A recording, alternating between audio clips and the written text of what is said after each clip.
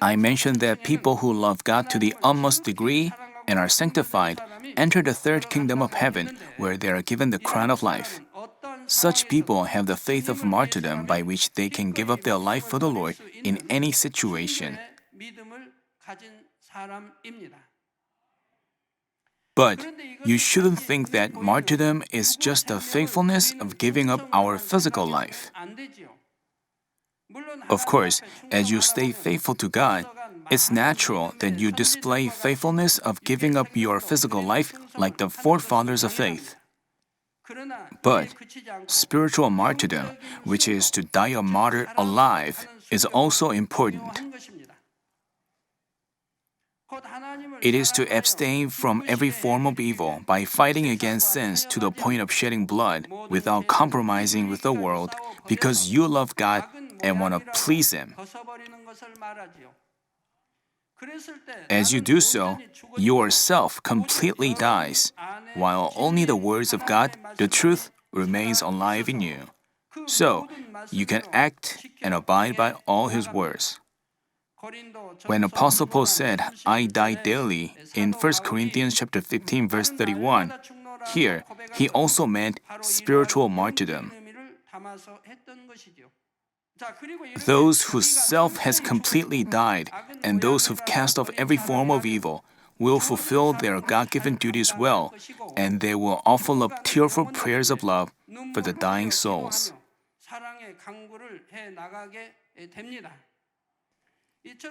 Like this, if a sanctified person is faithful until death with a holy heart, this is being faithful until death, which God truly wants from us.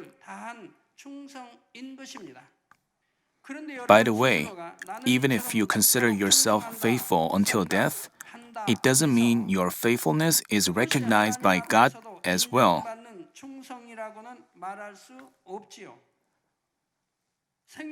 In order to qualify for the crown of life, you have to pass the befitting tests and get recognized by God.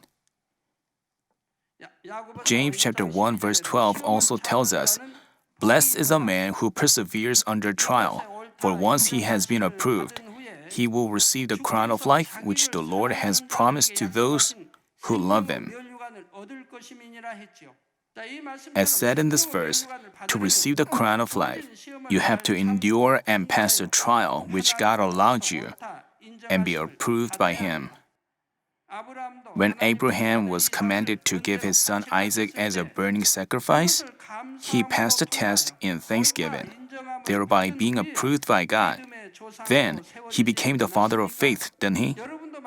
The same applies to you as well. If you are truly standing on the unshakable rock, even in the face of a big test beyond your imagination, you would be faithful until death and endure and pass all the tests in joy. Apostle Paul stated in Romans chapter 8 verse 35, Who will separate us from the love of Christ? Will tribulation or distress or persecution or famine or nakedness or peril or sword?